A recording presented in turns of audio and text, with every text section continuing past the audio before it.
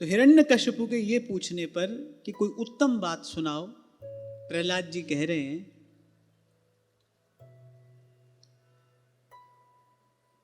कि संसार के विषय में ही जिसकी सुख बुद्धि है, जो उसी को ही सुख का साधन समझता है,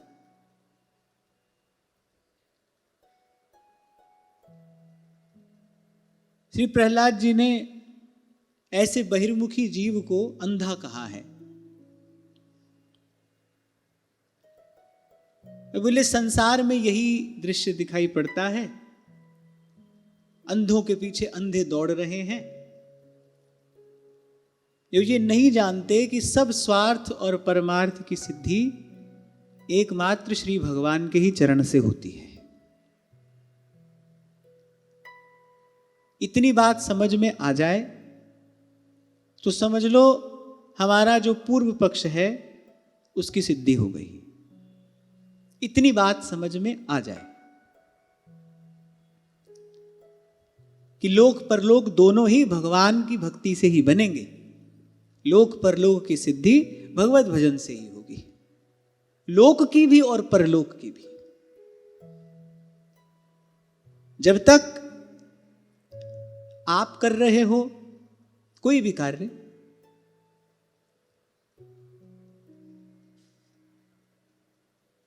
तब आप अपनी ही सामर्थ्य से करोगे। और जीव की कितनी सी सामर्थ्य है, अत्यल्प जीव की सामर्थ्य है।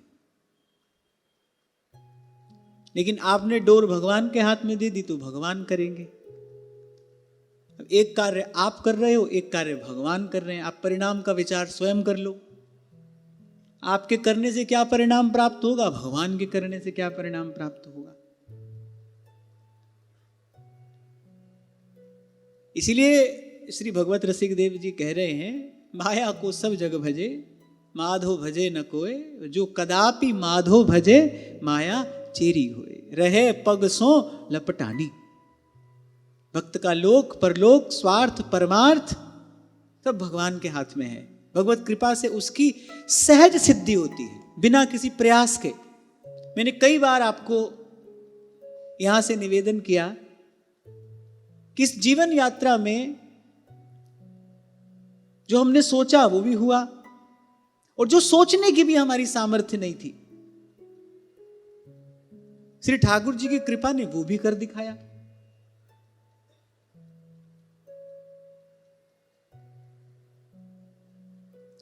वैद कहे एक औषधि तो ये है, शरबत के समान मीठी शीतल, और एक यह है ये अति कड़वी। और जो ये मीठी वाली औषधि है लेनी भी एक ही बार पड़ेगी, और वो जो अति कड़वी औषधि है वो कुछ काल तक निरंतर लेनी पड़ेगी।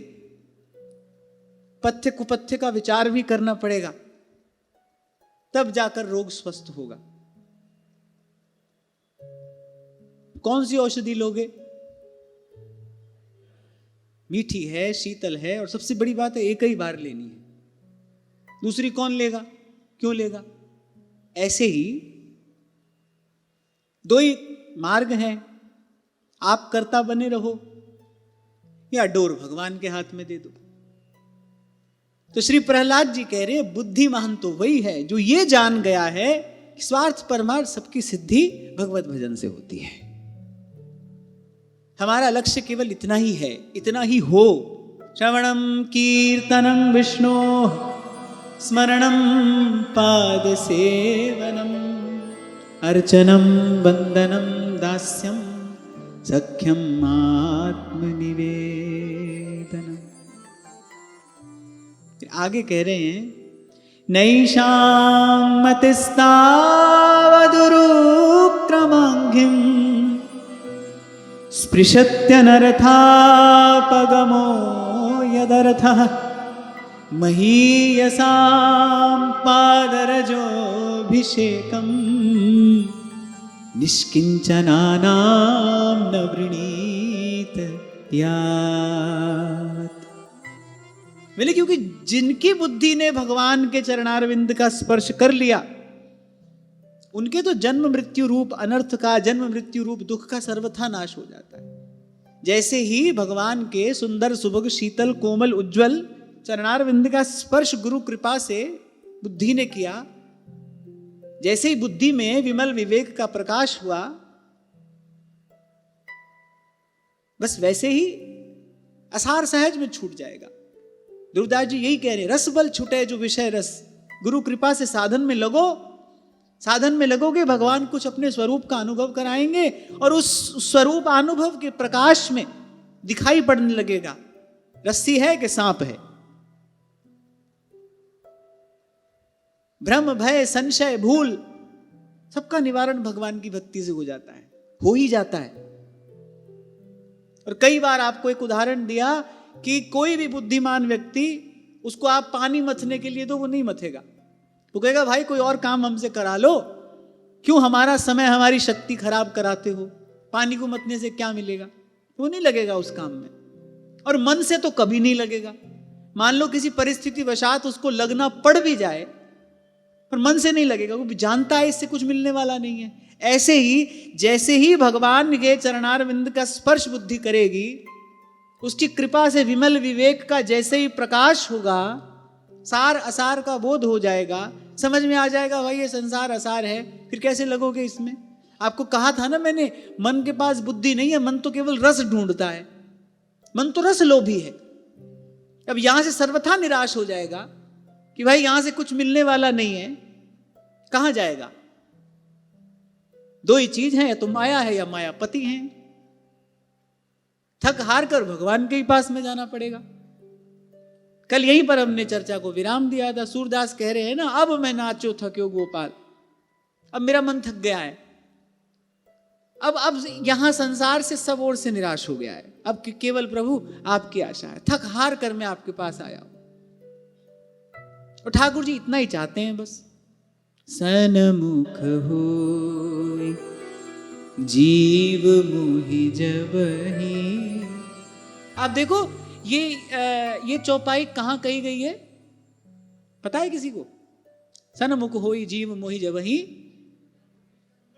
सुंदरकांड में भगवान कह रहे हैं ये बात। जब विभीषण जी आए हैं ना, तब श्री भगवान ये बात कह रहे हैं। अब विभीषण जी कैसे आए हैं?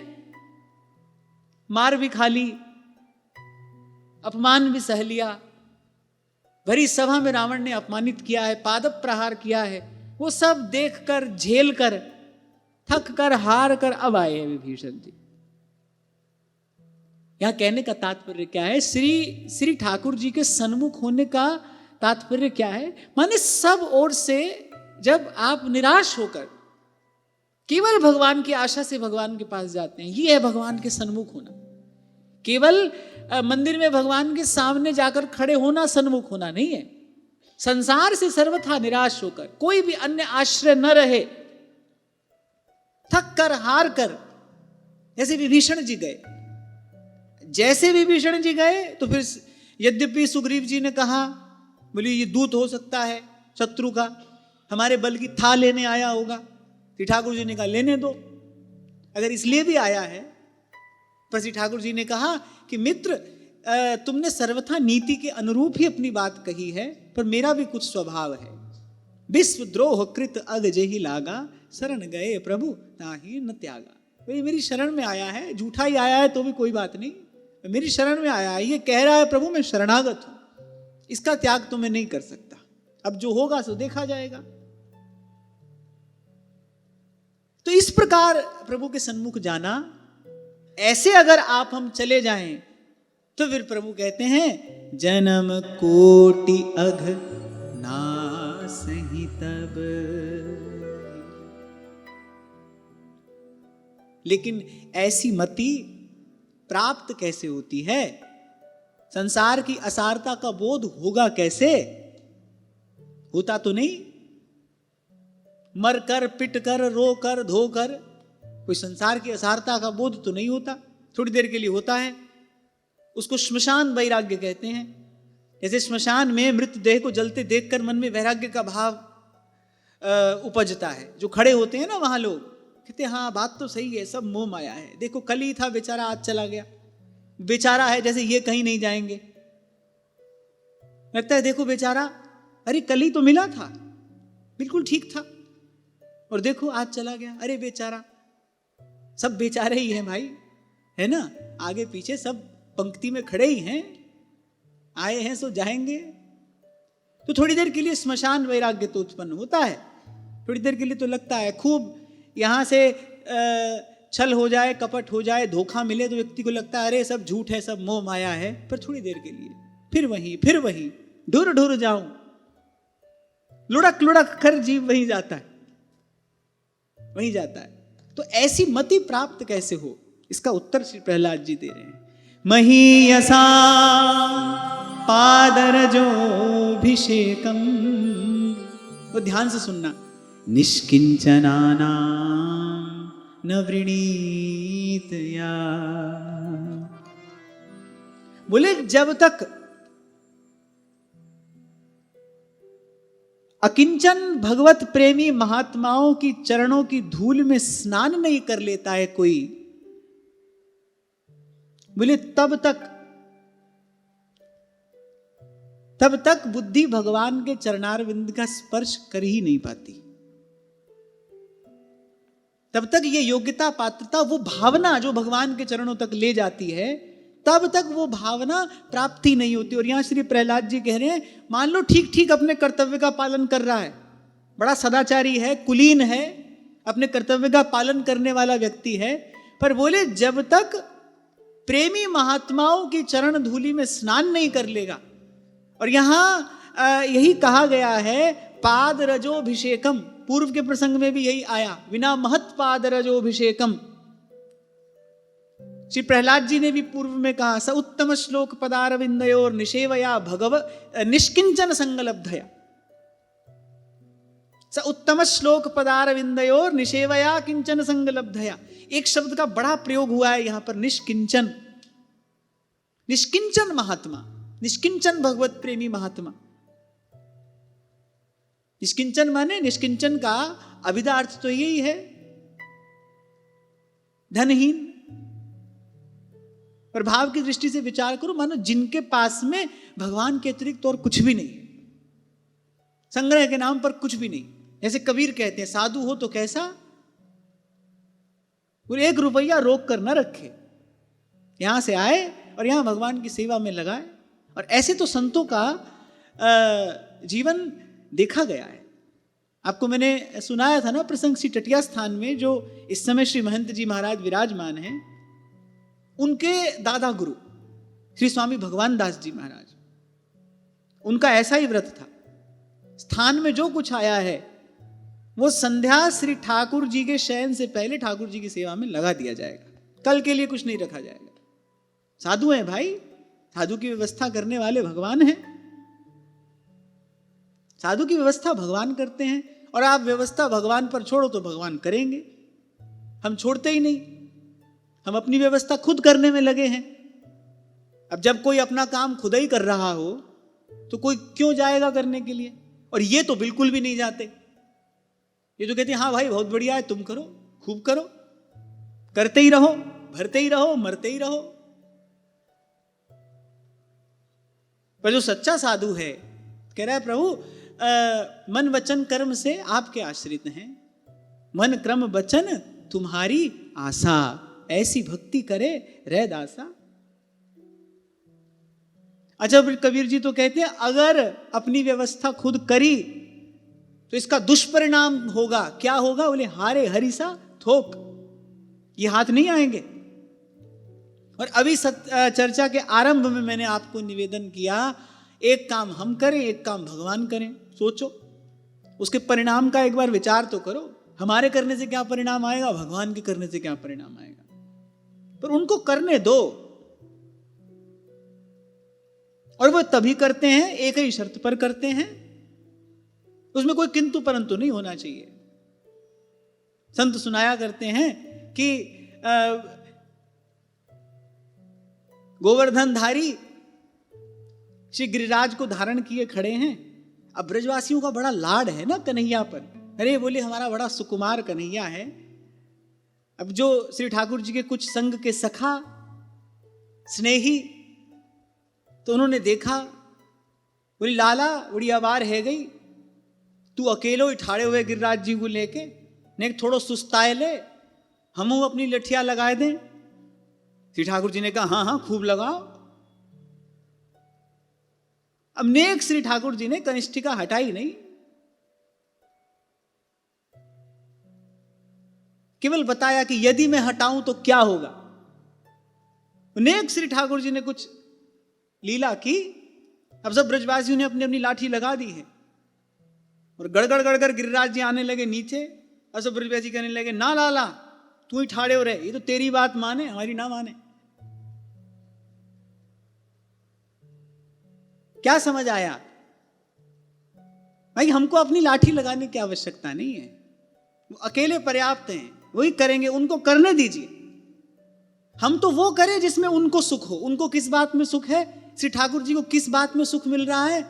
बोले मैं यहां श्री गिरिराज को धारण करके खड़ा रहूं और ये सब ब्रजवासी चकोरवत मेरे मुख चंद्र की सुधा का पान करते रहें, मैं इनको देखता रहूं, ये मुझे देखते रहें, ये मुझे प्यार से निहारते रहें, ये मेरी बात करते रहें, कन्हैया को इसमें सुख है, ये सब मेरी ओर देखते रहें।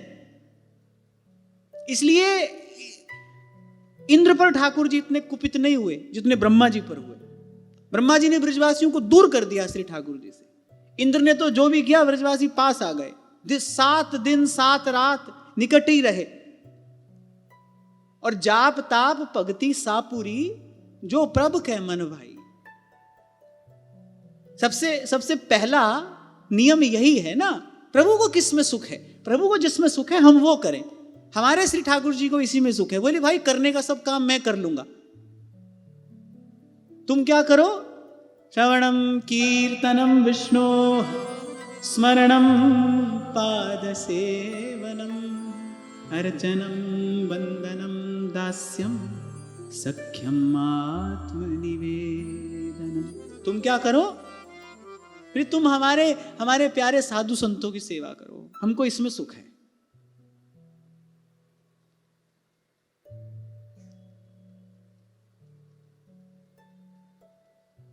आज इस घोर कलिकाल को अपनी कृपा अपने अनुग्रह से पावन करने वाले श्री गुरु नानक देव जी महाराज का भी प्रागट्य दिवस है। आज गुरु पर्व है और ऐसे ही संतों के लिए श्री कबीर जी कहते हैं संत ना होते जगत में तो जल मरता संसार। वो भी अपनी वाणी में यही बात कहते हैं।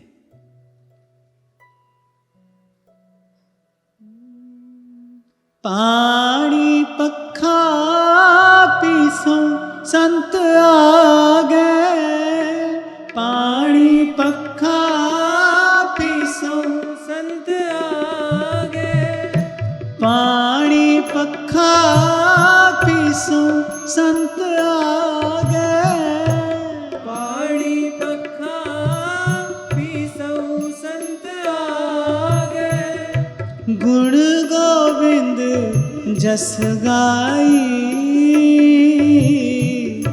गुण गोविंद जस गाई,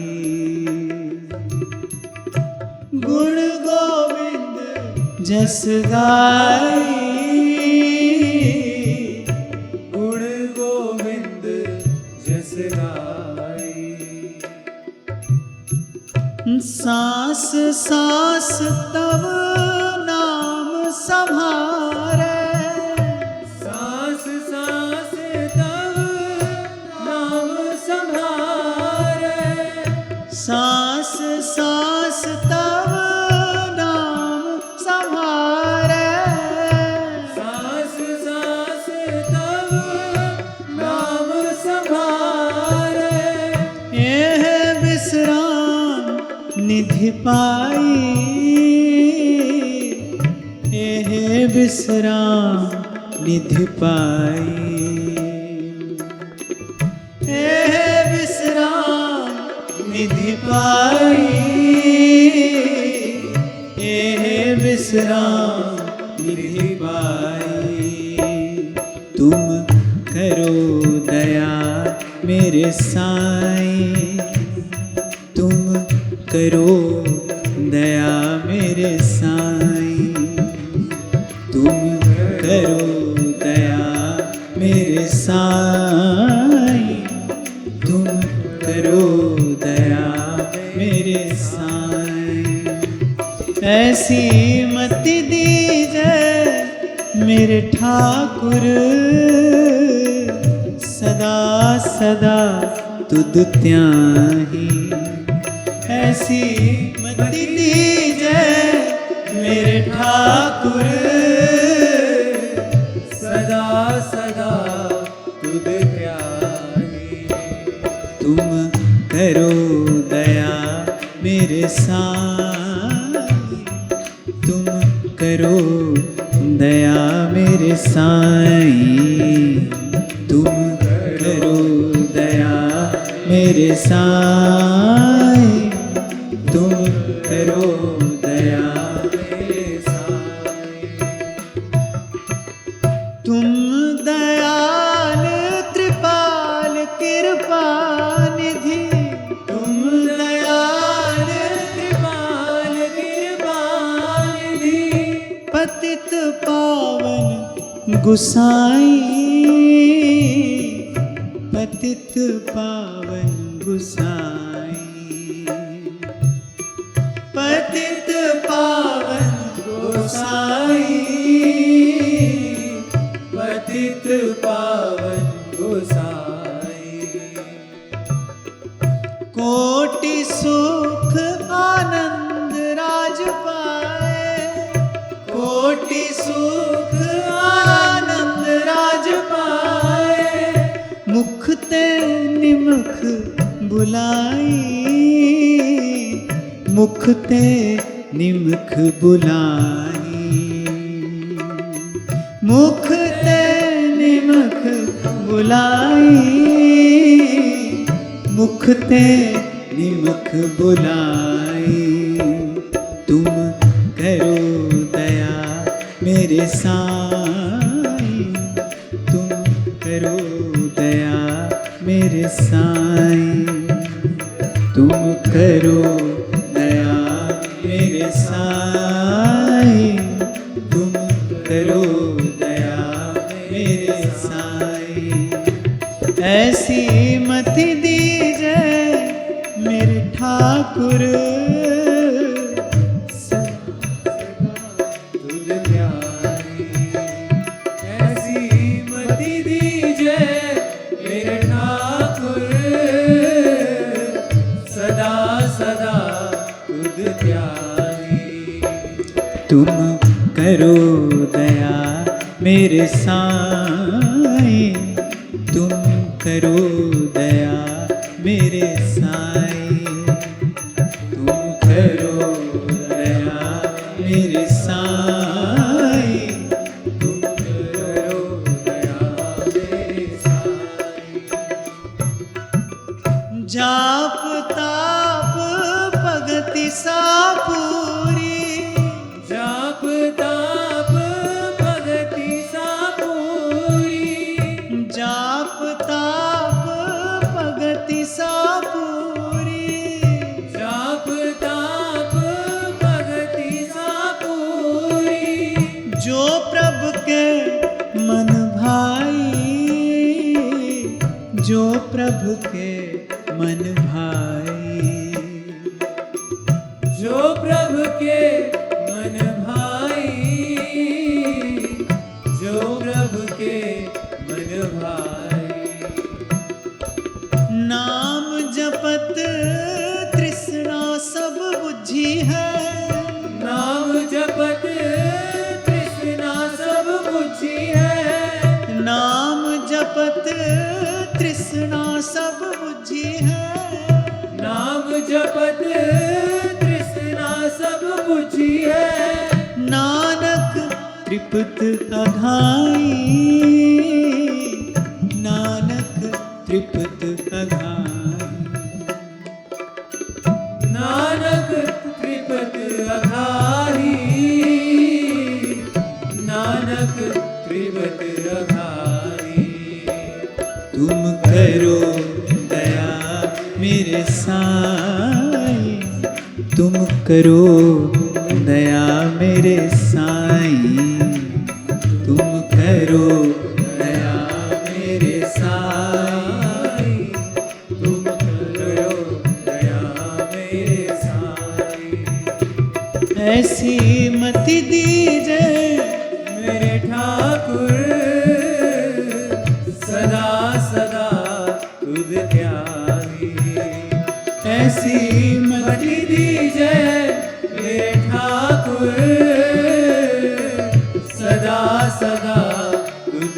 जाहि।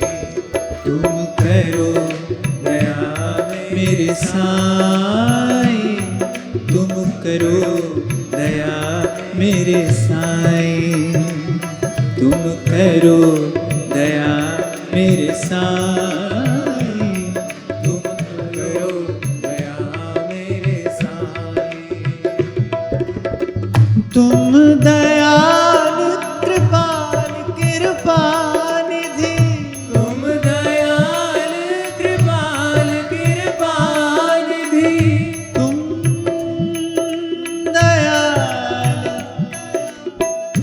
तुम दयाल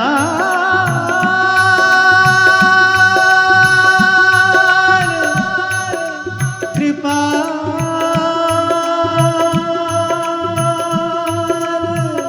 तुम दयाल कृपाल कृपा निधि, तुम दयाल कृपाल कृपा निधि।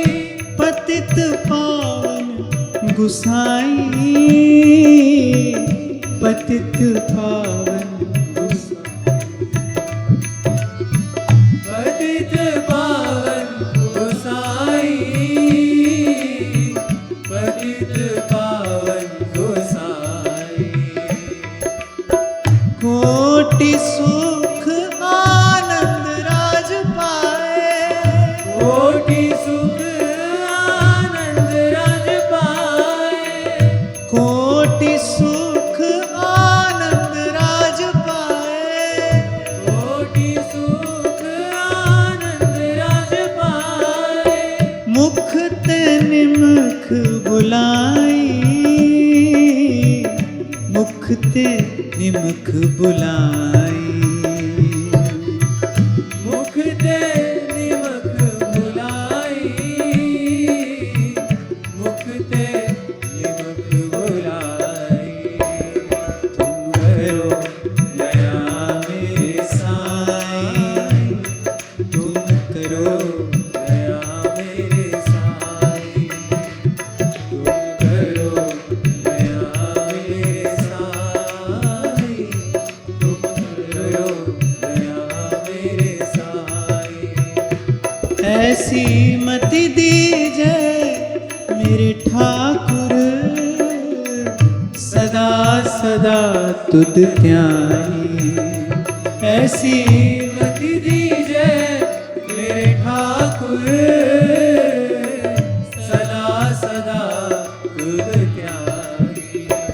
तुम करो दया मेरे साईं, तुम करो दया मेरे साईं, करो दया मेरे साईं, तुम करो दया मेरे साईं।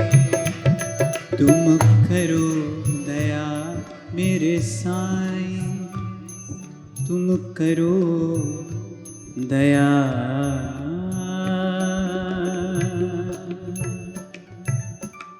मेरे साईं।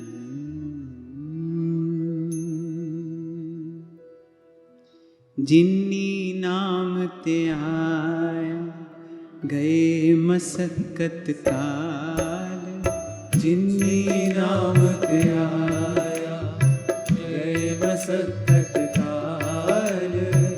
नानक ते मुख उजले खेती छुट्टी नाल, सतनाम सतनाम सतनाम सतनाम सतनाम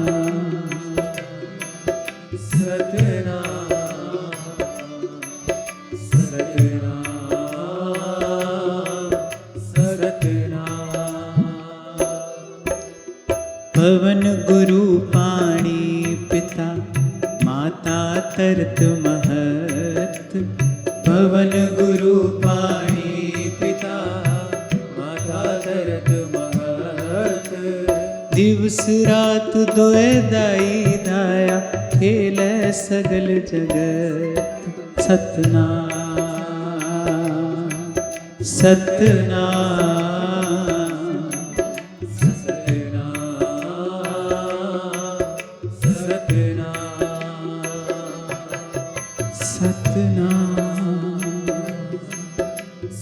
सतनाम सतनाम सतनाम। चंगियाइयां बुरियाइयां बाँचे धर्म हदूर, चंगियाइयां बुरियाइयां बाँचे धर्म दूर। करमी आपो अपनी के नेड़े के दूर। सतनाम सतनाम सतनाम सतनाम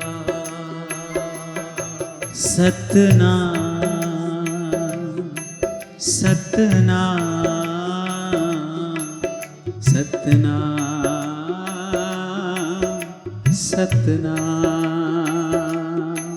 सतनाम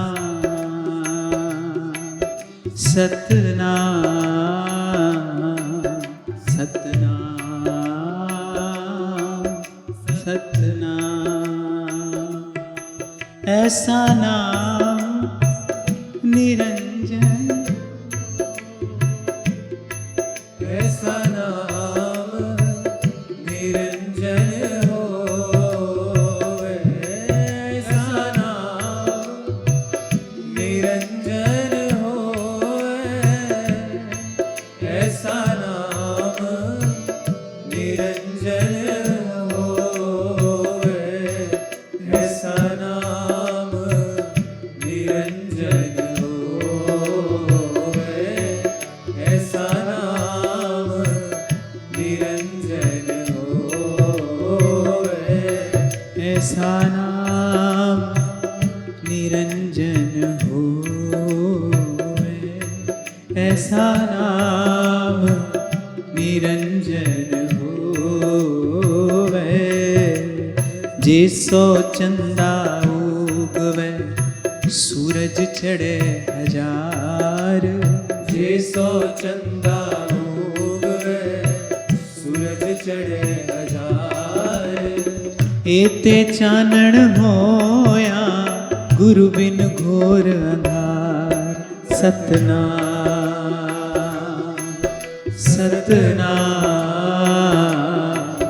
सतनाम सतनाम सतनाम सतनाम सतनाम सतनाम सतनाम सतनाम सतनाम सतनाम।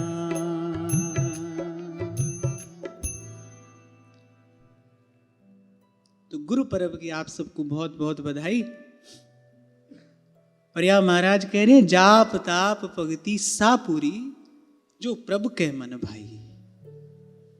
और प्रभु की प्रसन्नता इसमें है।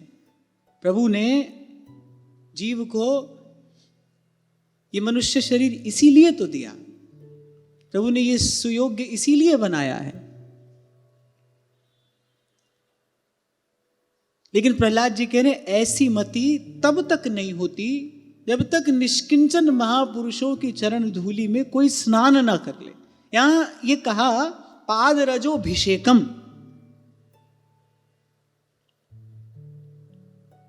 माने जब तक सर्वात्म रूप से संत के प्रति समर्पित ना हो जाए। संत के प्रति अर्थात संत के भाव के प्रति, संत की वाणी के प्रति, संत के सिद्धांत के प्रति। जब तक मनसा वाचा कर्मणा संत का ना हो जाए, संत की ओट में ना चला जाए। और मैं यथामति ये निवेदन कर रहा हूं, मुझे तो ऐसा ही लगता है दीक्षा होती ही तभी है जब अपना मन दे दिया जाए गुरु को। कहता हूं ना आपसे, गुरु से मंत्र लेने से दीक्षा नहीं होती, गुरु को मन देने से दीक्षा होती है। जब मन दे दिया जाए गुरु को, अपना मन ना रहे, जचे जिस तरह नाच नचाओ। हानि लाभ सब थारो, मैं तो दास कहायो।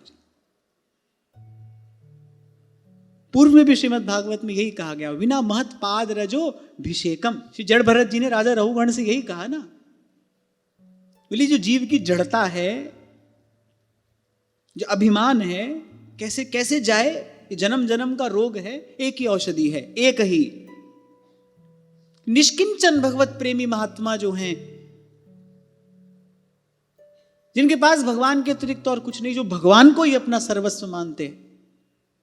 हमारे जैसे नहीं जो सिर्फ कहते हैं, जो मानते हैं भगवान ही उनके सर्वस्व है, भगवान के अतिरिक्त और कुछ नहीं, गांठ में कुछ भी नहीं। जहां देखिए वहां प्रभु ही हैं, कभी नाम है, कभी रूप है, कभी लीला है, कभी धाम है।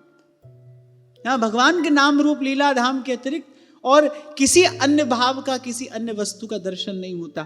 फिर ऐसे जो निष्किंचन भगवत प्रेमी महात्मा है, हम थोड़ा निष्किंचन शब्द पर बात कर रहे थे। अभिधा अर्थ तो यही है, द्रव्यहीन। पर भाव से विचारें, यानी भगवान के अतिरिक्त कोई और वस्तु नहीं, संग्रह के नाम पर कुछ नहीं, अनारंभ अनिकेत अमानी, ऐसा महापुरुष। क्यों? क्योंकि श्री ठाकुर जी कह रहे हम भी ऐसे ही हैं।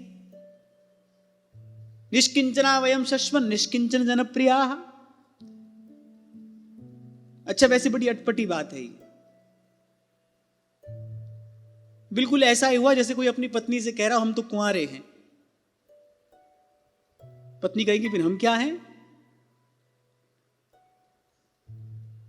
महारानी वैदर्भी श्री रुक्मिणी जी चरण सेवा कर रही हैं और श्री ठाकुर जी कह रहे निष्किंचना वयम शश्वन निष्किंचन जनप्रिया। लक्ष्मी चरण सेवा कर रही है, लक्ष्मीपति क्या कह रहे हैं? हम तो निष्किंचन हैं।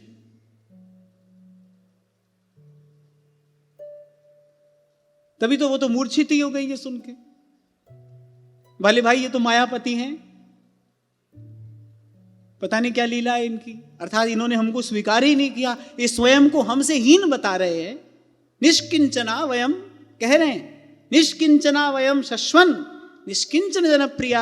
और ऐसे निष्किंचन जन ही हमको प्यारे हैं और हम भी ऐसे निष्किंचनों को ही प्यारे हैं। यहां एक और बात संकेत रूप में श्री ठाकुर जी कह रहे हैं, भाई हमारे अतिरिक्त तो कुछ और चाहिए तो किसी और के पास जाओ, हमारे पास तो भैया हम ही हैं। वो तो बिल्कुल घोषणा पूर्वक की बात कह रहे हैं, भाई हम तो निष्किंचन है, माने हमारे पास कुछ नहीं है, हम तो देंगे तो अपने आप को ही देंगे। आराध्य आत्म प्रदम देवम, हम तो अपने आप को ही देंगे। तो अगर किसी और वस्तु की कामना है, लौकिक अलौकिक पारलौकिक किसी अन्य भोग की वासना है, फिर ठाकुर जी कहने भाई कहीं और जाओ, हमारे पास तो है नहीं, हम पे तो है ना है, कहूं जाओ। पहले हम पे तो हम ही हैं, हम तो अपने आप को ही देते हैं। बता रहे हैं हमको सबको किसी और वस्तु की इच्छा हो तो बोले फिर कहीं और जाना भाई, हमारे पास नहीं है।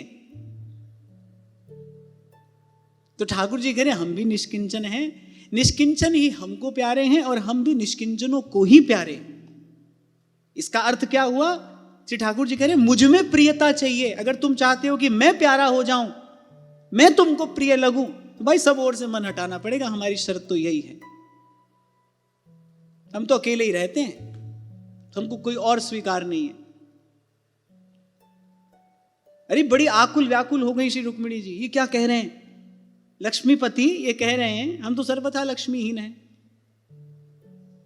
घबरा गई वो तो, उनको लगा कि अवश्य प्रभु ने मन से मुझे स्वीकार ही नहीं किया, तभी तो कह रहे हैं हमको स्वीकारा ही नहीं। और प्रभु की स्वीकृति के बिना कोई संबंध हो कैसे सकता है? इन्होंने हमको स्वीकारा ही नहीं।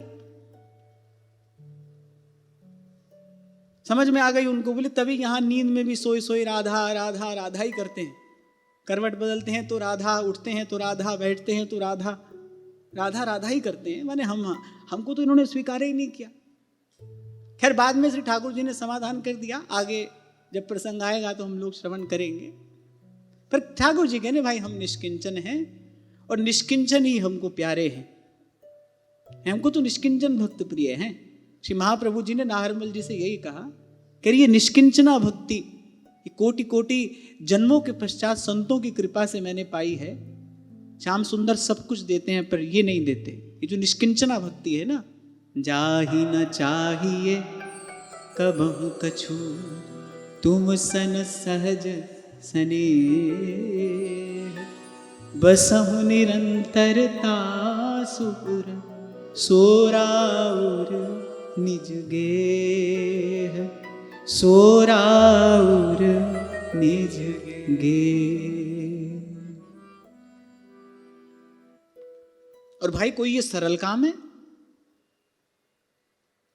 कहना सरल है, करना तो सरल नहीं है। पर श्री प्रहलाद जी बता रहे हैं कैसे किया जा सकता है। निष्किंचन भगवत प्रेमी महापुरुषों के चरण रज में लोटपोट होते रहिए। रसिकन संग फिरे दिन राती। और रसिकन संग फिरे दिन राती का अब आज के समय का हम विचार करें तो अर्थ क्या है? मैंने दिन रात इन रसिकों की भाव भावना में हमारा मन लगा रहे। तनहि राख सत्संग में और मन ही प्रेम रस भेव। उस दिन परम श्रद्धेय श्री मलुकपीठ वाले महाराज जी ने कितना सुंदर अद्भुत अर्थ सत्संग का दिया। सत शब्द जो है भक्त और भगवान वाची है। और बात भी सही है, सत्य तो केवल भक्त हैं और भगवान है, बाकी तो सब आब्रह्म स्तंभ पर्यंतम सर्वम मायामयम जगत। यहां से लेकर और इस संसार को बनाने वाले ब्रह्मा जी तक सब आने जाने वाले हैं। तो सत्य जो है वो तो भगवान है और भगवान के भक्त हैं। कह हरि दास। संग का मतलब है आसक्ति। तो भगवान और भगवान के भक्तों में आसक्ति, इसी का नाम सत्संग है। और जिससे आसक्ति होती है मन एक क्षण के लिए भी उसको छोड़ ही नहीं पाता। जब किसी में आसक्ति हो जाती है, वो प्रत्यक्ष रूप से पास हो दूर हो, पर मन तो उसी का ही चिंतन, उसी का ही सेवन, उसी का ही ध्यान करता है ना। सहज ही उसका भजन होता है जिसमें आसक्ति होती है। तो भगवान और भगवान के भक्तों में आसक्ति सत्संग है। और जब ऐसी स्थिति प्राप्त हो जाएगी तो सहज भजन हो जाएगा, मन छोड़कर जाता ही नहीं। आसक्त का जो मन है वो अपने आसज्य को छोड़कर नहीं जाता है कहीं। छोड़कर जाए तो आसक्ति नहीं है। लाल जी आसक्त हैं प्रिया जी में, अति आसक्त। लाल रस लंपट बस कीने बिनु मूलन। अति आसक्त हैं।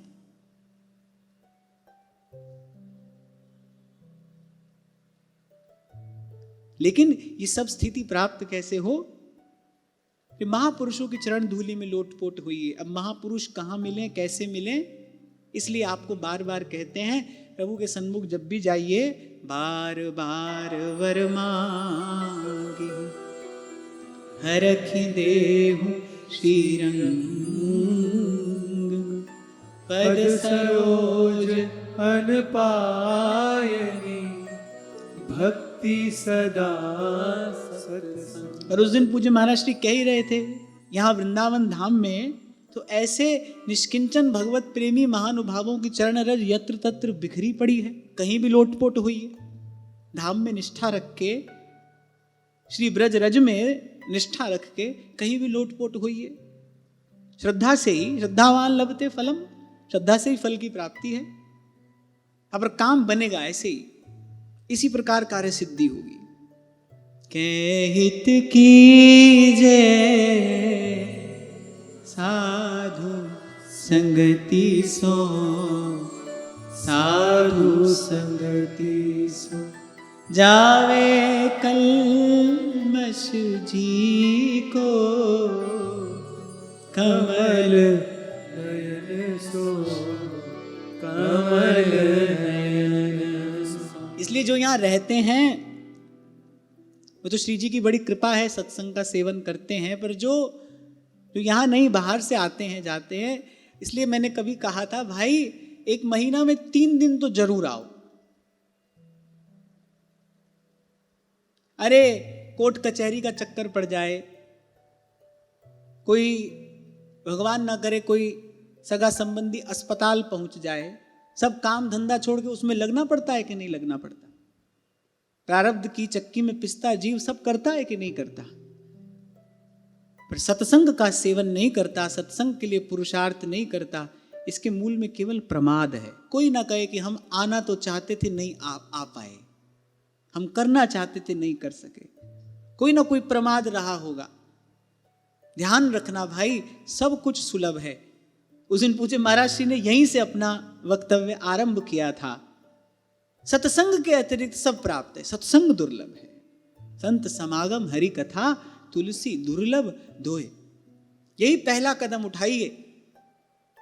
आप सब लोग यहां श्रवण कर रहे हैं और ये कोई आपके लिए आदेश नहीं है, बड़ी विनम्रता पूर्वक आपको कह रहा हूं कि इतना प्रयास तो अवश्य करो कि 30 दिन है महीना में, उसका जो दशांश है 3 दिन तो धाम का सेवन करना है। और यहाँ आना है तो बस साधु संगति के ही भाव से आना है। सत्संग का सेवन करेंगे, श्री ठाकुर जी का दर्शन करेंगे और बस पड़े रहेंगे धाम में। श्यामा शाम श्यामा शाम श्यामा शाम गाऊंगो। सत्संग के लिए पुरुषार्थ करना चाहिए भाई, इसीलिए वस्तुतः ये जीवन मिला है।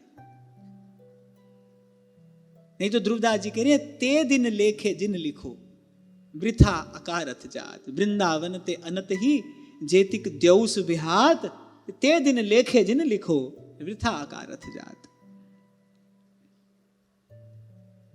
और गोस्वामी जी तो कहते हैं सकल पदार्थ या जग माही, पर भागहीन नर पावत ना। आप पहला कदम उठाओ। आज ये बड़ा पवित्र दिन है, कार्तिक मास पूर्णिमा तिथि है और कली काल को पावन करने वाले ऐसे अद्भुत महापुरुष के प्राकट्य का दिवस है। आज के दिन उत्सव मनाना चाहिए। हम कैसे उत्सव मनाएं? कुछ ऐसा हो जिससे हमारी चित्त वृत्ति का उत्थान हो। जीवन में ऊंचा उठना है, नीचे नहीं गिरना है। जन्म जन्म से नीचे ही तो गिरते आए, अब नीचे नहीं गिरना है। संत सदगुरु मिले हैं, ऊंचा उठना है। आज गुरु साहब का प्रागट्य दिवस है। सारा जीवन उन्होंने संसार को यही संदेश तो दिया, मानवता को इसी एक कार्य में तो लगाया, हरि का भजन और साधु की सेवा। पानी पक्खा पीसों संत आ गए, गुण गोविंद जस गाई, और श्वास श्वास तब नाम संभारे, ए विश्राम निधि पाई। ऐसी मति दीजै मेरे ठाकुर, सदा सदा तुद त्याही। ऐसे महापुरुष का आज प्राकट्य दिवस है, हमको उत्सव मनाना चाहिए। कैसा उत्सव मनाएं? कोई ऐसा पवित्र संकल्प करे जिससे हमारे जीवन में वास्तविक उत्थान हो, जीवन ऊंचा उठे। तो पवित्र संकल्प करके यहां से जाइए कि भाई एक मास में 3 दिन कैसी भी स्थिति हो जाए, आप संकल्प करो। देखो भगवान आपके लिए मार्ग बनाने के लिए तैयार खड़े हैं। आप ये संकल्प करो कि एक मास में 3 दिन यहां आकर, और घर से यही भाव लेकर चलेंगे कि सत्संग का सेवन करने के लिए जा रहे हैं। धामवास का परम फल यही है। यहां आइए, संतों का दर्शन करिए, संतों का संग करिए, संतों के मुख से भगवान की लीला कथा का श्रवण करिए। राधा वल्लभ कुंज बिहारी का दर्शन तो है ही, यमुना के किनारे हम बैठे ही हैं। क्योंकि भैया बार बार तो बनत नहीं, ये संजोग अनूप, मानुष तन वृंदा विपिन रसिकन संग विवि रूप। और श्री प्रहलाद जी कह रहे हैं कि बुद्धि शुद्ध हो जाए, अंतःकरण निर्मल हो जाए, इसकी विधि भी यही है। संतों की चरण धूलि में लोटपोट हुई है। अब प्रहलाद जी इतना कहकर मौन हो गए। क्यों? क्योंकि हिरण्यकशिपु ने उत्तम बात पूछी थी, उत्तम बात उन्होंने बता दी, और इतना कहकर श्री प्रहलाद जी मौन हो गए। अब तो भाई क्रोध में अंधा हो गया, भूमि पर पटक देकर मारा श्री प्रहलाद जी को। और आज तो कहता है भाई अब तो ये मार डालने योग्य ही है। एक बड़ी अच्छी बात हिरण्यकशिपु ने कह दी क्रोध में। कहता है मुझे लगता है कि विष्णु ही मेरे बालक के रूप में मेरे घर में आ गया है, ये मेरा शत्रु ही है। ये इतनी बात तो उसने अच्छी कही, क्योंकि भाई तस्मिन तज्जने भेदा भावात, भगवान में और भगवान के भक्त में कोई भेद तो होता नहीं। चतुर नाम वपु एक है तो भगवान ही। और बोले अब ये विश्वास के योग्य भी नहीं है।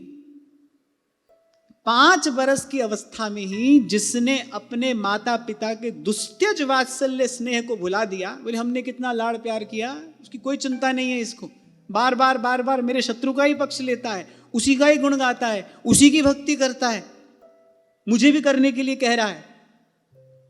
अच्छा, प्रहलाद जी मैंने कहा ना बड़े शीलवान है ना, सीधे तो पिताजी से कुछ कहा नहीं, लेकिन पिताजी जो कार्य कर रहे हैं, प्रहलाद जी ने कहा ऐसा कार्य करने वाले तो अंधे हैं, मूढ़मती हैं।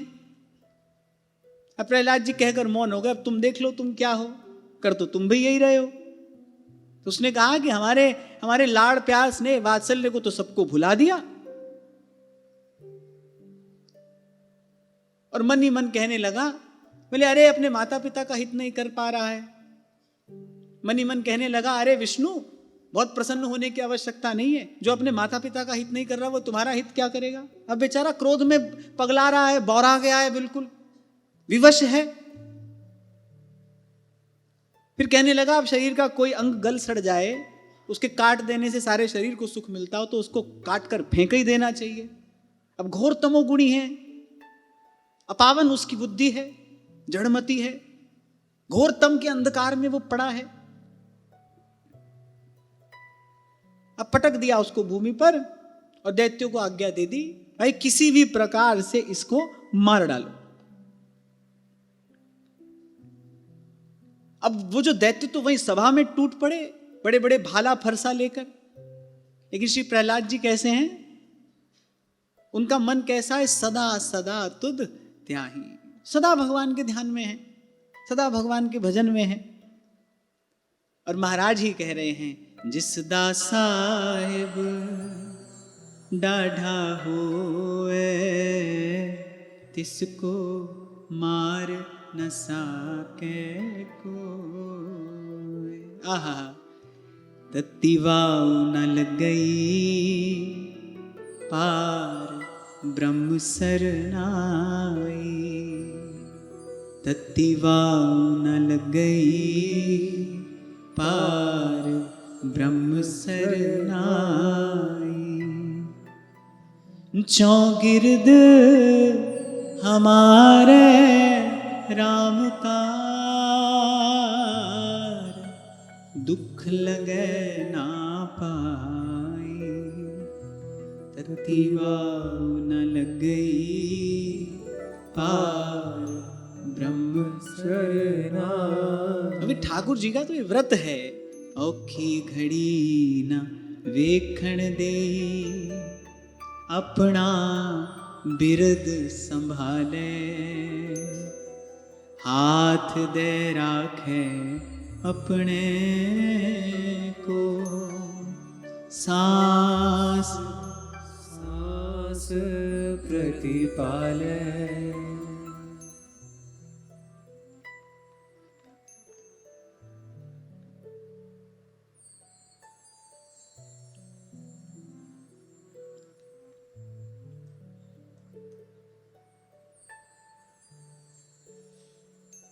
तो चारों ओर से प्रहलाद जी पर प्रहार हो रहे हैं, और प्रहलाद जी अपने प्राण प्रियतम के ध्यान में मग्न स्थित। कल भी आपको मैं यही निवेदन कर रहा था, कैसी कैसी परिस्थितियां आई, पर श्री प्रहलाद जी का हृदय उद्विग्न नहीं होता। ये कैसी विलक्षण स्थिति है, एक क्षण के लिए भी उनके चित्त में किसी भी प्रकार का क्षोभ उत्पन्न नहीं होता, न कोई चिंता है, न कोई भय है। इसलिए हमारे व्यास जी कहते हैं, सदा हरि भक्तन के आनंद, सदा हरि भक्तन के आनंद। सारे प्रयास निष्फल हो गए।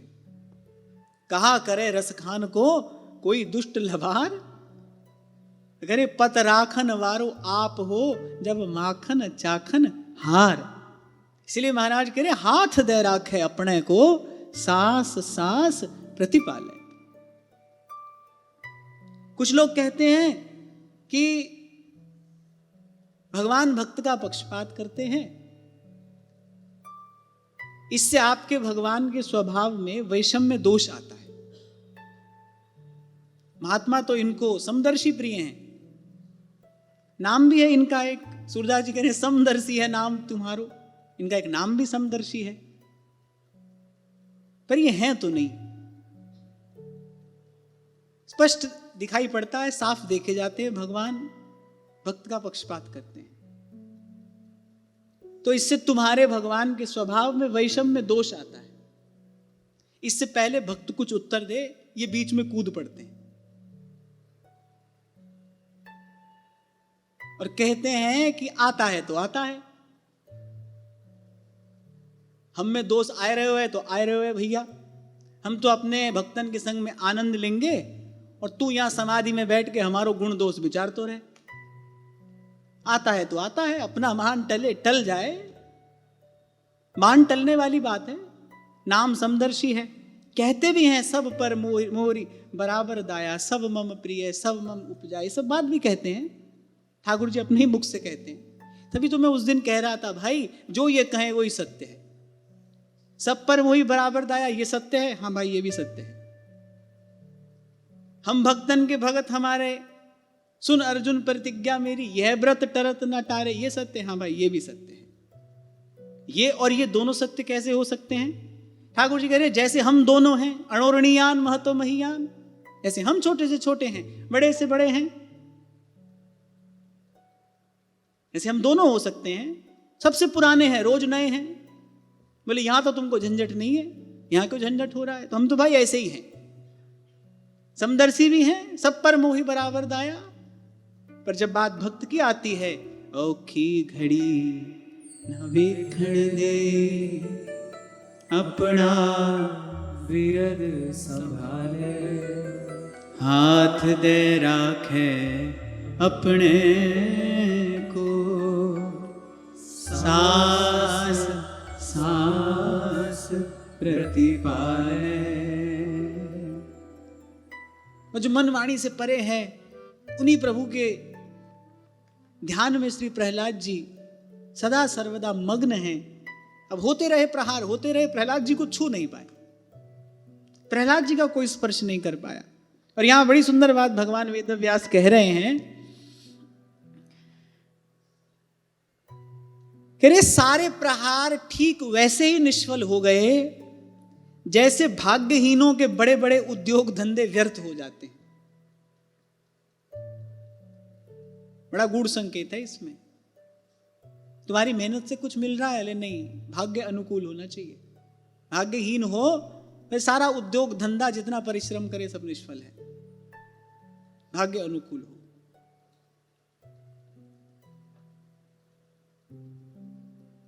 तो यहां भगवान वेदव्यास कह रहे सारे प्रहार वैसे ही निष्फल हो गए जैसे भाग्यहीन के सब उद्योग निष्फल हो जाते हैं।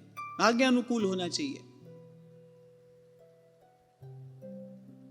इसलिए आपको कहता हूं कि सब कर लो, सुख के लाख नहीं करोड़ साधन जुटा लो, जितने संसार में हैं उतने जुटा लो, पर अगर श्री ठाकुर जी अनुकूल नहीं है तो सुख का साधन तो होगा पर सुख नहीं होगा। और श्री ठाकुर जी अनुकूल हैं तो हाथ में कुंडी, बगल में सोटा, और आगे चारों दिशा जगीरी में। प्रेम नगर में रहनी हमारी, प्रेम नगर में रहनी हमारी, चारों दिशा जगीरी में, मन लाग्यो मेरो राल फकीरी, मन लागो मेरो यार फकीरी। तभी भाई सा कह रही है, राज करे वाना करने दीजो, मैं भगतारी दास। सेवा साधु जनन की और गोविंद मिलनरी आस। और हमारा काम तो ये है। अभी थोड़ी देर पहले आपसे मैंने कहा ना, ब्रजवासी लगाने लगे अपनी लाठी तो गिरिराज जी डगमगाने लगे।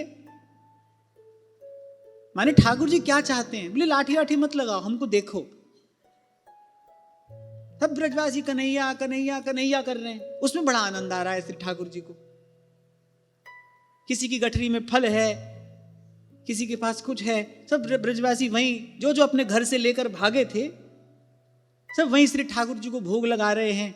कीर्तन हो रहा है, आनंद हो रहा है, जय कन्हैया लाल की हो रही है। अच्छा भक्त चारों ओर हैं, और ऐसा आनंद हो रहा है। श्री ठाकुर जी कह रहे हैं हाँ भाई हमको इसमें सुख है, यही करो, बाकी तो सब हम कर लेंगे, गिरिराज तो तुम्हारे लिए हम उठा लेंगे, तुम्हारी रक्षा तो हम कर ही लेंगे, तुम्हारी संभार तो हम कर ही लेंगे, भले सांवर्तक मेघ ही क्यों ना बरस रहे हो, तुम्हारा कोई अहित नहीं कर सकते।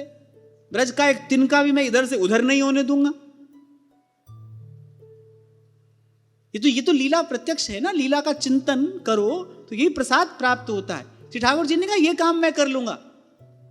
7 दिन 7 रात, और 7 ही दिन क्यों, सप्ताह में 7 ही दिन होते हैं, 7 दिन 7 रात श्री गोवर्धन नाथ श्री गिरिराज को धारण किए खड़े हैं। कह रहे भैया ये कार्य मेरा है, तुम लाठी आठी मत लगाओ। माने श्री ठाकुर जी कह रहे तुमसे नहीं हो पाएगा, ये तो हमारा काम है, हमको ही करने दो, तुम्हारी रक्षा हम करेंगे, तुम्हारी संभाल हम करेंगे। ब्रजवासी श्री ठाकुर जी के निज जन हैं, तुम्हारे पोषण रक्षण का भार तो हम पर है, तुम तो हमारे अपने जन हो, तुम जो करते हो हमारे प्रति तुम्हारा जो निष्काम प्रेम है, जो लाड़ है, तुम उससे करते हो, इसलिए हमको भोग लगाओ, हमारे नाम का कीर्तन करो, हमारी लीला का गान करो, हमारा दर्शन करो, हमारा दर्शन करो।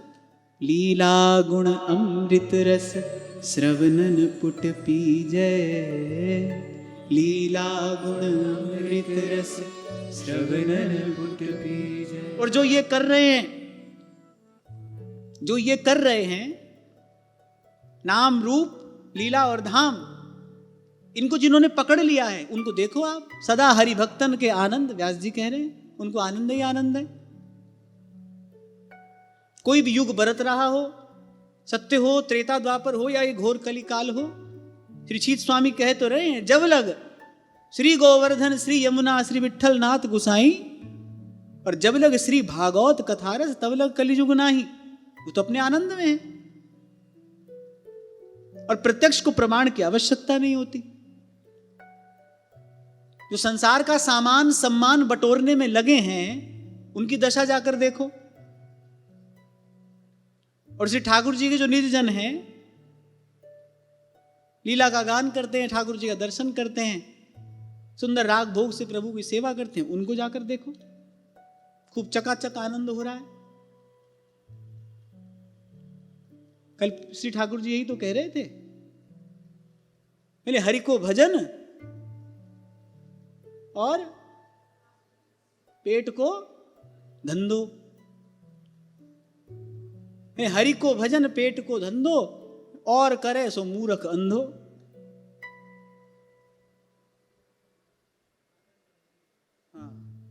हरि को भजन पेट को धंधो और करे सो मूर्ख अंधो। तो यही कर रहे हैं और खूब आनंद में हैं। अच्छा, उनके यहां आनंद कभी कभी घटता नहीं, उनका भंडार कभी खुटता नहीं, सदा हरि भक्तन के आनंद। ये तो प्रत्यक्ष है भाई। पर नैन निकट काजर लसै पय दर्पण दिखलाए। संत नहीं होगा तो ये सब अनुभव नहीं होगा, सत्संग नहीं होगा तो ये प्रत्यक्ष होने पर भी इसका अनुभव नहीं होगा। ध्रुवदास जी कहने प्रगट जगत में जगमगे वृंदा विपिन अनूप, पे नैन अछत दीसत नहीं ये माया को रूप।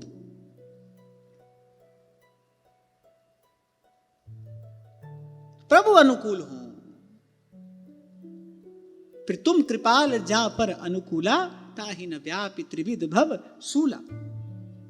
हनुमान जी से पूछा कैसे किया आपने कार्य? बोले श्री रघुनाथ जी अनुकूल है, एक ही कारण है। और दूसरा कारण क्या है? अन्यथा शाखा मृग का बड़ मनुसाई, शाखा ते शाखा पर जाए। हमको तो यहां से वहां कूदना फांदना आता ही है।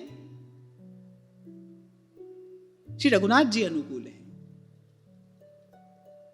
ता कहूं प्रभु कछु अगम नहीं, जहां पर तुम अनुकूल। तब प्रसाद बड़वा न लही।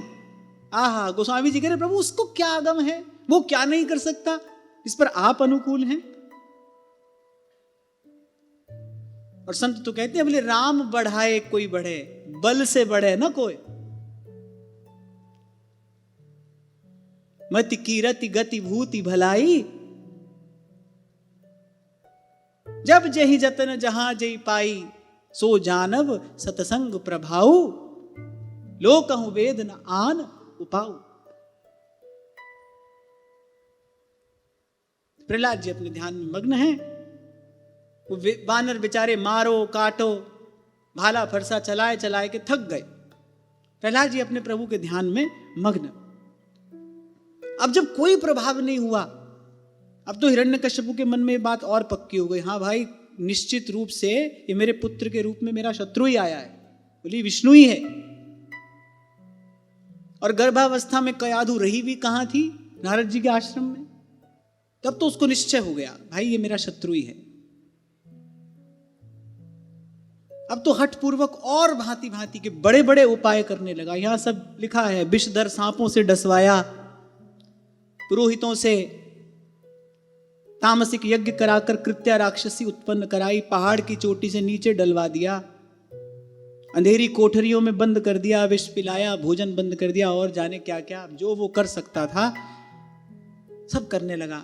पर क्योंकि प्रहलाद जी निष्पाप हैं, यहां लिखा है, लेकिन निष्पाप प्रहलाद जी का बाल बांका भी नहीं कर सका। जीव का अहित कौन करता है? उसका अपना पाप उसका अहित करता है। जीवन में दुख कहां से आता है? किस द्वार से दुख आता है? जब जीव असावधान होता है, अविवेक पूर्ण कार्य करता है, पाप करता है, वहां से जीवन में रोग क्लेश व्याधि जरा दुख दैन्य ये सब प्रवेश करता है। प्रहलाद जी सर्वथा निष्पाप हैं, अजात शत्रु हैं, किसी से कोई बैर विरोध उनके मन में नहीं है। ऐसी स्थिति आने पर भी अपने पिता के प्रति किंचित भी कोई अन्यथा भाव उनके मन में नहीं आ रहा है। सर्वथा निष्पाप हैं, यानी कहा निष्पाप हैं प्रहलाद जी, इसीलिए ये सब होता रहा। लेकिन हिरण्यकशिपु का कोई भी प्रहार उनका बाल बांका नहीं कर सका। और फिर मारने वालों के दो हाथ हैं, जो प्रहलाद जी की रक्षा कर रहे हैं वो कौन है? सहस्त्र शीर्षा, वो तो हरि है, 1000 हाथ वाला। रक्षा करने वाले के हाथ 1000 हैं, 2 वाले की कहां तक चलेगी भाई? मारने वाले के हाथ 2 हैं, बचाने वाले के हाथ 1000 हैं। अच्छा, प्रहलाद जी बेचारे बताते तो रहे सबको, किसी ने सुनी नहीं। मैं कहता डंके की चोट पे, मैं कहता डंके की चोट पे, ध्यान से सुनियो लाला, अपना हरि है 1000 हाथ वाला, वो दीन दयाला, हरि है 1000 हाथ वाला, अपना हरि है 1000 हाथ वाला, वो दीन दयाला, हरि है 1000 हाथ वाला। अब तो भाई जब बिल्कुल निराश हो गया और बैठा बैठा विचार करता है, बोले कैसा अद्भुत प्रभाव है इसका। बोले ना तो इसका कुछ बिगड़ता है और ना ही ये किसी से डरता है। निर्भय होने का केवल एक ही मार्ग है। कौन निर्भय होगा? जो अजात शत्रु है, जिसके भीतर किसी प्राणी मात्र में से किसी के भी प्रति वैर विरोध की भावना नहीं होगी, वही निर्भय होगा। वास्तविक निर्भयता इसी प्रकार प्राप्त की जा सकती है। प्राणी मात्र में किसी के भी प्रति द्वेष है, हिंसा की भावना है, अहित की भावना है, इसका परिणाम, इस क्रिया की प्रतिक्रिया क्या होगी? भय, चिंता, उद्वेग। और फिर ऐसे भक्त पुत्र के प्रति ऐसा भाव है। अब वो दुर्मति कैसे चैन से बैठे? कुछ कर भी नहीं पा रहा है, चैन से बैठ भी नहीं पा रहा है। अब तो उसके दिन रात बस चिंता रूपी विष घुल गया जीवन में। देखो, तीनों लोकों का अधिपति है, देवता यक्ष चारण गंधर्व किन्नर सब आकर चरणों में स्तुति करते हैं, लेकिन उसको एक पल का चैन नहीं है। भक्त से द्रोह करने का यह परिणाम है। वैसे तो मानस जी में श्री गोस्वामी जी कहते हैं कि धरती माता ये बात कहती है, प्राणी मात्र में से किसी के भी प्रति द्रोह हो तो धरती माता कहती है ये जीव मेरे ऊपर भार स्वरूप है। प्राणी मात्र में से किसी के भी प्रति आपके मन में यदि वैर विरोध का भाव है ना, तो धरती माता कहती है बड़े से बड़े पापी के बोझ से मैं बोझिल नहीं होती, लेकिन किसी जीव से द्रोह करने वाला ऐसा जीव जो है ना, वो मुझ पर भार स्वरूप है। तो ऐसे भक्त पुत्र से द्रोह किए बैठा है, उसको कहां से सुख मिलेगा, उसको कहां से चैन मिलेगा। और वो देख रहा है, प्रहलाद जी का प्रभाव देख रहा है, कह रहा है कि ना तो इसका कुछ बिगड़ता है और ना ही डरता है, किंचित भी भयभीत नहीं होता, इसके मन में किंचित भी क्षोभ उत्पन्न नहीं होता। हम थक गए, कैसे कैसे प्रयास हिरण्यकशिपु ने कर लिए, थक गया, हार गया, और फिर एक बार तो यही विचार करते करते, यहां लिखा है म्लान मुख मुरझाया हुआ चेहरा है, बैठा है त्रिलोकाधिपति अपने सिंहासन पर मुंह लटका कर बैठा है, क्योंकि भाई भक्त भगवान अनुकूल नहीं है, मति विमुख है। यहां भगवान दिखा रहे हैं आपको, हमको, सबको, वहां तक भी कोई पहुंच जाए, यद्यपि वहां तक पहुंचना असंभव है। ब्रह्मा जी ने ही कह दिया था, जैसी तपस्या तुमने की है वैसी ना आज से पूर्व किसी ने की, ना आगे कोई करेगा। कि ब्रह्मा जी का श्रीमुख वाक्य है, बोले हिरण्यकशिपु जो वरदान तुम मांग रहे हो वो किसी भी स्थिति में दिया नहीं जा सकता, पर तुमने तप ऐसा कठोर किया है, ऐसी घोर तपस्या तुमने की है, न भूतो न भविष्यति, ना आज से पूर्व किसी ने की, ना कोई करेगा। कहां पहुंचा। अच्छा, एक और बात मैं यहां पर कहना चाहता हूं, अगर लक्ष्य अपवित्र हो तो ऐसी तपस्या भी क्षण मात्र का सुख नहीं दे सकती। कितना घोर तप किया, गला दिया अपने आप को, गला दिया, सर्पों ने बांबी बना ली उसके शरीर पर, चींटियां खा गई उसका चर्म। जब ब्रह्मा जी आए तब ऐसा देखा हिरण्यकशिपु को उन्होंने, इतनी तपस्या, पर मूल में भावना अपवित्र है। किसी के अहित का चिंतन करके हिरण्यकशिपु वो तप करने बैठा है, क्या पाया, केवल क्लेश, केवल क्लेश, अपयश, क्लेश, शोक, चिंता, भय।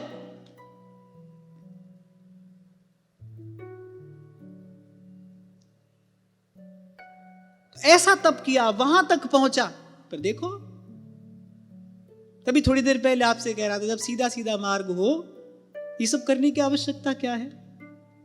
प्रथम हृदय श्रद्धा जो करे, आचार जन जाए अनुसरे, और संतों गुरुजनों की आज्ञा में रहकर राम सिमर राम।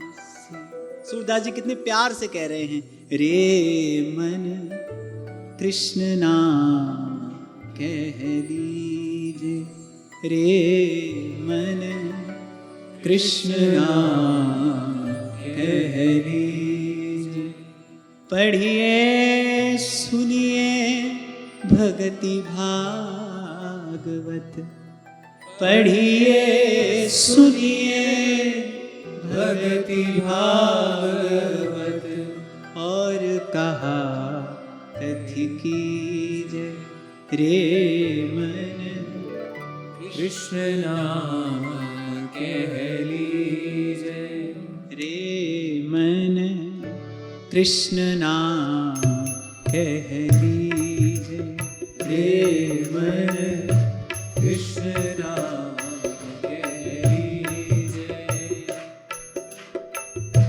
कृष्ण नाम रस बयो जात है, कृष्ण नाम रस भयो जात है, त्रिषावंत भय पीजे, रे मन कृष्ण नाम कह लीजे, रे मन कृष्ण नाम कह लीजे, रे मन कृष्ण नाम कह लीजे, रे मन कृष्ण नाम कह लीजे। पढ़िए सुनिए भगति भागवत, पढ़िए सुनिए भगति भागवत, पढ़िए सुनिए भगति भागवत, पढ़िए सुनिए भगति भागवत, और कहा कथि कीजै रे मन कृष्ण नाम कह लीजै रे मन कृष्ण नाम कह लीजै।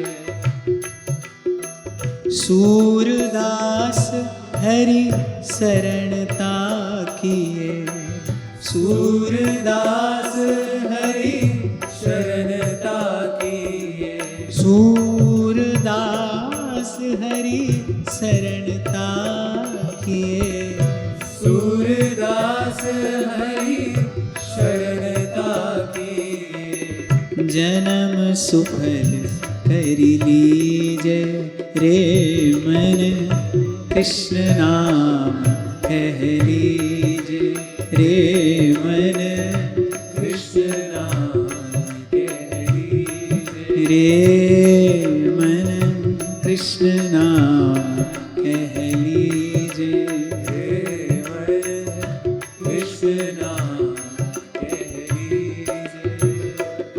मन मोहना मुरलीधरा नंद नंदना राधा माधवा हे मन मोहना मुरलीधरा नंद नंदना राधा माधवा। हे मन मोहना मुरलीधरा नंद नंदना राधा माधवा। हे मन मोहना मुरलीधरा नंद नंदना राधा माधवा। हे मन मोहना मुरलीधरा मनमोहना मुरलीधरा नंद नंदना हे राधा माधवा। नंद नंदना राधा माधवा।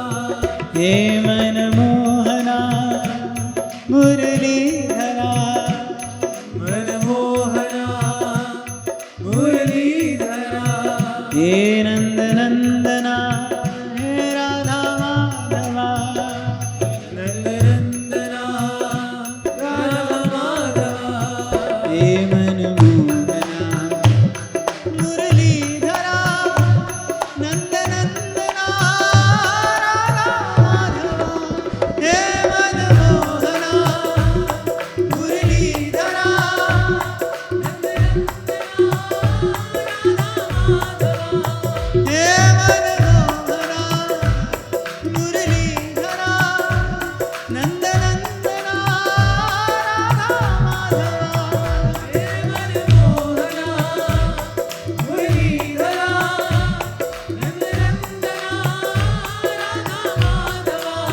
हे मन मोहना मुरलीधरा मनमोहना मुरलीधरा नंद नंदना हे राधा माधवा। नंद नंदना राधा माधवा। हे मन मोहना मुरलीधरा मनमोहना मुरलीधरा हे नंद नंदना हे राधा माधवा। नंद नंदना राधा माधवा। हे मन मोहना मुरलीधरा नंद नंदना राधा माधवा। हे मनमोहना मुरलीधरा नंद नंदना राधा माधवा।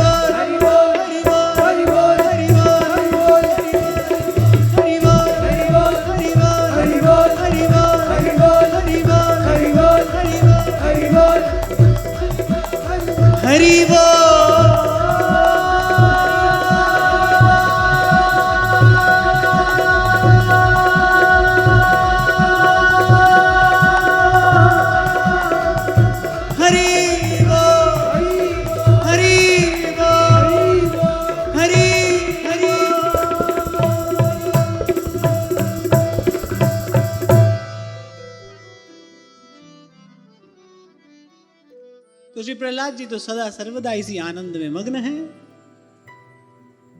म्लान मुख बैठा हिरण्यकशिपु। अब शंडामर्क ने चाटुकारिता करते हुए कुछ परामर्श दिया।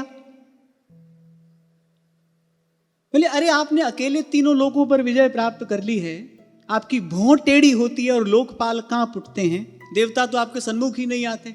जब से आप सिंहासनारूढ़ हुए हैं तब से वो तो बेचारे कहां छिप कर बैठे हैं पता ही नहीं, वो तो सामने ही नहीं आते। किसी भी प्रकार से आपके लिए कोई चिंता की बात तो है नहीं। अरे बालक ही तो है, बाल बुद्धि है। हमारी बात मानी तो इसको वरुण पाश से बांध कर रख दीजिए, थोड़ी इसकी अवस्था बड़ी होगी, बोले अकल टिकाने आ जाएगी बुद्धि। हम ले जाते हैं फिर से इसको। और गुरुजनों की सेवा करते करते बुद्धि सुधरी जाया करती है। ये तो अच्छी बात बोली शंडामर्क ने, गुरुजनों की सेवा करते करते बुद्धि सुधर जाती है। अब वो बेचारा मरता क्या ना करता, कोई और उपाय भी नहीं है, विवश बैठा है। वो जो कर सकता था वो सब करके देख लिया। प्रहलाद जी का बाल भी बांका नहीं कर सका। प्रहलाद जी का कुछ अनिष्ट नहीं कर पाया। इससे भी अधिक दुख उसको इस बात का है कि मैं कितना विवश हूं। अहित करना तो दूर की बात, मैं तो इसको जरा सा डरा भी नहीं पाया, किंचित भयभीत नहीं हुआ। अब बेचारा क्या करता, शंडामर्क का परामर्श मान लिया, कहा ठीक है ले जाओ। अब फिर ले गए वो। अब वो भी धूर्त हैं, उनकी बुद्धि भी जड़ है। अब पढ़ाने वाले ऐसे हों तो क्या गति हो।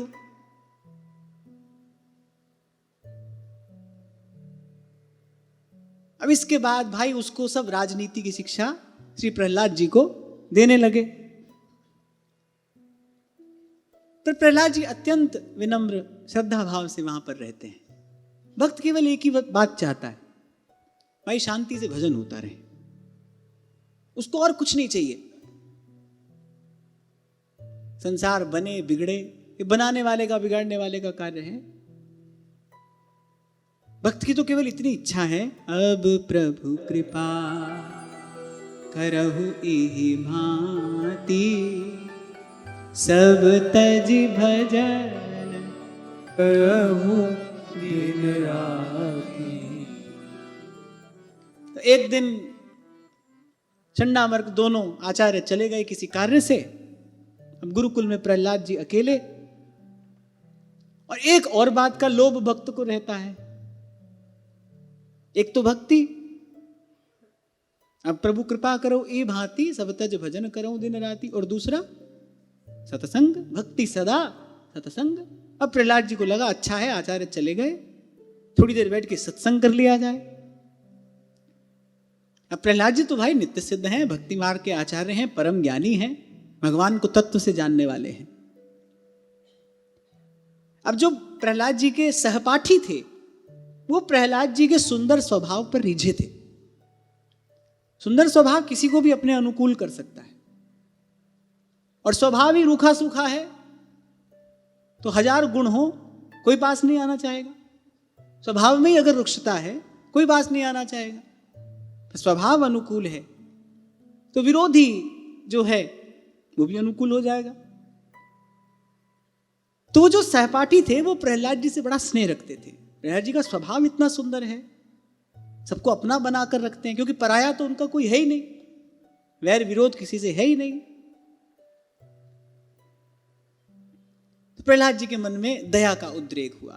लागी दया कोमल चित संता, बोलिए बड़ा स्नेह मुझे प्रदान करते हैं, मैत्री मुदिता ये सब भाव ये मुझे देते हैं। अच्छा प्रहलाद जी परम ज्ञानी है, उनके जन्म मरण की स्थिति भी वो जानते ही हैं। कृपा की श्री प्रहलाद जी ने उन सबको बैठाया और भगवत भक्ति का उपदेश करने लगे। और वहां श्री नारद जी कह रहे युधिष्ठिर, वे सब अभी बालक ही थे, इसीलिए राग द्वेष परायण विषय भोगी पुरुषों के उपदेशों और चेष्टाओं से अभी उनकी बुद्धि दूषित हुई नहीं थी, 5 वर्ष के तो श्री प्रहलाद जी हैं, और सब बालक भी यही 4-6 वर्ष की अवस्था थी उनकी, सब बालक ही थे, अभी व्यवहार में लगे नहीं थे, बुद्धि दूषित हुई नहीं थी। यहाँ एक और संकेत आपको हमको प्राप्त हो रहा है, भाई सत्संग में लगने की सबसे सुंदर अवस्था यही है, जब अभी व्यवहार से बुद्धि दूषित ना हुई हो। सबसे सुंदर अवस्था सत्संग में लगने की यही है। ऐसे समय में सत्संग में लग जाए यदि जीव, यद्यपि यह अत्यंत कठिन है, अनेक जन्मार्जितम पुण्यम, पुण्य पुंज भी न मिले कि संता, पर सत्संग में लगने का समय यही है जब बुद्धि अभी दूषित ना हुई हो। तो बुद्धि भी अभी उनकी बहुत अधिक व्यवहारिक नहीं है, राग द्वेष से युक्त नहीं है, और प्रहलाद जी के प्रति उनकी आदर बुद्धि भी है, बुद्धि शुद्ध भी है, साफ स्वच्छ भी है, शुद्ध भी है, और ऐसे भक्त का संग भी है। तो फिर सत्संग होने में क्यों देर हो। प्रहलाद जी ने उनके आगे पीछे का सब हाल चाल देख लिया, कृपा करके उनको अपने पास बैठाया। और प्रहलाद जी का प्रभाव कैसा है, अब 3-4-5 बरस के सब बालक हैं, तो जैसे ही प्रहलाद जी ने उनको अपने निकट बैठाया, सारी चंचलता समाप्त, सारी चंचलता समाप्त।